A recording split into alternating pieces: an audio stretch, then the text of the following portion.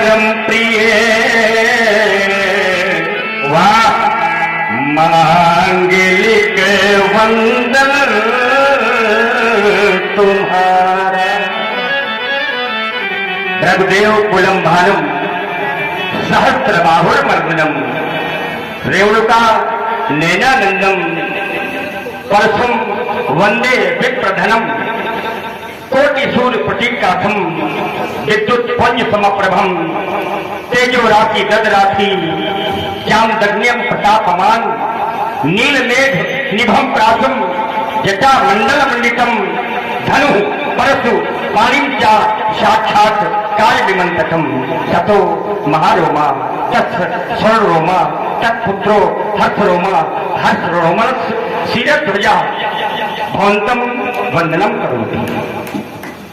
जो परस्वार्थ में जीता है और परस्वार्थ में मरता, हमने जाना है उसके हर आंसू यह रामायण और उसकी हर बोली का है।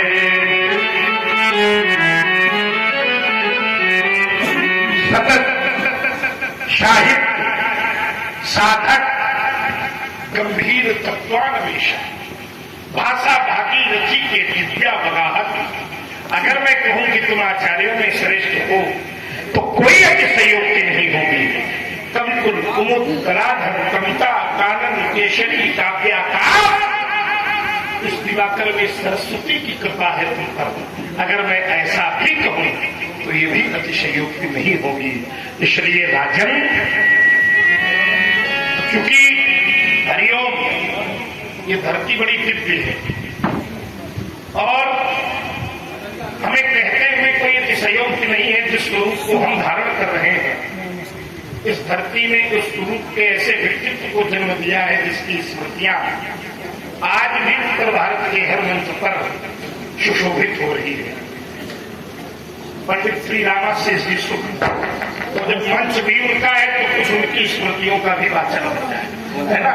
तो चूंकि जनक शब्द पर जब मैं विचार करता हूं तो मेरा हृदय कहता है कि जनक माने तो पिता होता है, लेकिन भाव दर्शन कहता है कि जो जन जन की ज्ञान को बचाने के लिए अपने जीवन का सर्वस्व लगा उसका नाम जनक।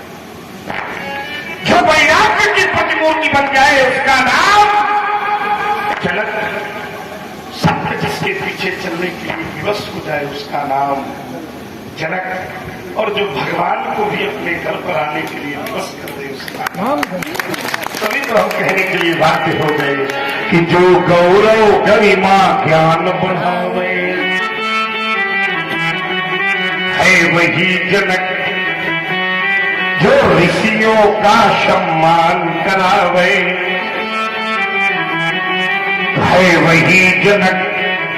इतना ही नहीं, अरे जो धरती से कन्या उपजावे, कभी राजा को राज्यपाल हो जाके परिस्थिति बस अगर हाथों में हल लेकर धरती का कर्षण करना पड़े तो जिसकी साधना में इतना बल हो कि ये धरती भी कन्या पैदा करने के लिए विवश हो जाए।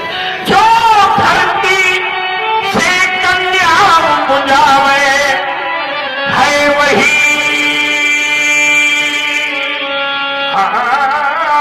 जनक, और जो घर बैठे भगवान बुलावे है वही जनक। कौन सा सदा तुमको उत्तर मिला? आशीर्वाद का न तो तुम्हें सुख होगा, श्राप का न तो तुम्हें दुख होगा, क्योंकि तुम योग मार्ग के राही हो और योगी के जीवन में समत्व का दर्शन होता है। इसलिए तुमको आशीर्वाद तो नहीं दूंगा, क्योंकि तुम राजा भी हो।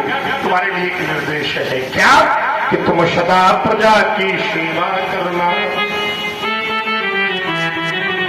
तुम सदा प्रजा की सेवा करना और निज धर्मों का पालन करना। दुर्भाग्य है आज का राजा बिगड़ गया है, इसलिए हमारी थोड़ी कम पटती भी। सच्चाई ये है, राजधर्म सेवा धर्म से जुड़ा हुआ है। दुर्भाग्य है कि आज का राजा राजा बनने के पहले तो सेवक प्रजा का होता है। और ईमानदारी से उत्तर करना, तुम्हें गंगा की सौगंध है, और राजा राजा बन जाए तो 5 साल दर्शन दुर्लभ है कि नहीं? इसलिए आज धर्म मंच से उन राजाओं को भी उपदेश दे रहा हूं कि तुम सदा प्रजा की सेवा करना, निज धर्मों का पालन करना। आए अगर व्यवधान कभी, उन व्यवधानों से तुम मत डरना। जब ऐसा करोगे हे राजन, तो तुम्हारे यश के फूल खिलेंगे तुम्हारे, और है आशीष हमारा तुमको कि तुम्हें घर बैठे भगवान जाओ शिर पर, तुम्हारे जीवन में सदैव मंगल हो।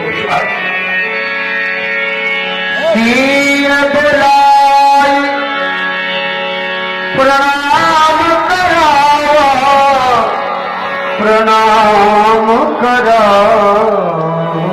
आओ बेटी आओ, और इधर देखो, ये है श्री घटवंश विभूषण भार्गव पूज्य परशुराम जी हैं। बेटी अपने दोनों हाथ जोड़कर इनके श्री चरणों में प्रणाम करो बेटी, इन्हें प्रणाम करो। ये बालिका कौन है? बिटिया है हमारी। अब देखो यहाँ भी साहित्य में परखी लगा। परशुराम ने जब इस पात्र को देखा तो बालिका शब्द, और जनक जब देख रहे हैं तो बिटिया, यानी बेटी संबंधों से बंधा हुआ शब्द है, और बालिका शब्द निर्विवाद शब्द है। स्वामी जी कहा करते हैं बालिका माने क्या होता है, तो उत्तर मिला जिसे अपने बल का बोध न हो उसका नाम, जिसे अपने बल का बोध न हो उसका नाम बालिका। किसी ने कहा कि कितना बल है, तो बोले जो प्रकृति को भी अपने अंदर समाहित कर सके उसका नाम, जो एक नहीं दो गुरुओं को प्रेम का पाठ पढ़ाती हो उसका नाम बालिका, और जिसके शब्दकोश में कभी क्या शब्द ही न हो उसका। यहाँ जितने पिता बैठे अपने अपने हृदय में झांक कर देखो, और मेरी बात सही निकले तो समर्थन करना। कोई भी पिता यहाँ बैठा हो और वो खड़ा होकर कह दे कि पंडित जी हमने अपनी बिटिया के मुख से कभी अपने लिए ना शब्द सुना, इसलिए मैं कहता हूँ कि जिसके शब्दकोश में ना शब्द ही न हो उसका नाम तभी तो कहने के लिए विवश हो गया कि जो ज्ञान का वर्धन करावे उसे कहते बालिका, प्रकृति में भी शक्ति लावे। बहुत अच्छा, प्रकृति में भी शक्ति लावे उसे कहते बालिका।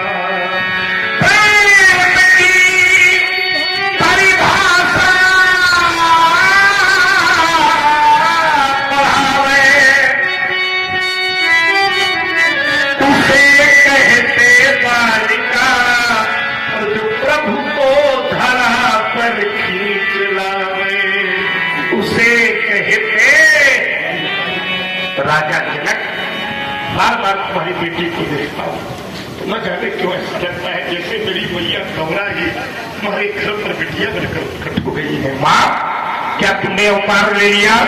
मैया, अगर तुमने सचमुच अवतार लिया है तो तुमसे कहना है, अरे यदि आना ही अम्ब था, यदि आना ही अम्ब था तो करना विलंब था, साथ में माता तुमको खप्पर भी ले आना था। आज स्वरूप के मिथिला में दर्शन नहीं देना था। माँ कही थी कि मैया गौरा होगी, परशुराम कहती तो क्या मैया लक्ष्मी कहेगी, क्या मैया अरुंधति कहेगी, क्या मैया कुष्मांडा कहेगी, क्या मैया लीला पाई? देखो क्यों बार बार ऐसा लगता है जैसे मेरी मैया भुवनेश्वरी जी सब क्या श्रृंगार करके परशुराम को दर्शन देने के लिए साक्षात हो गई है। हृदय में लौकिकता का भान कराने वाली ये बेटी तुम्हारी कैसे हो गई, इसका उत्तर तो शीघ्र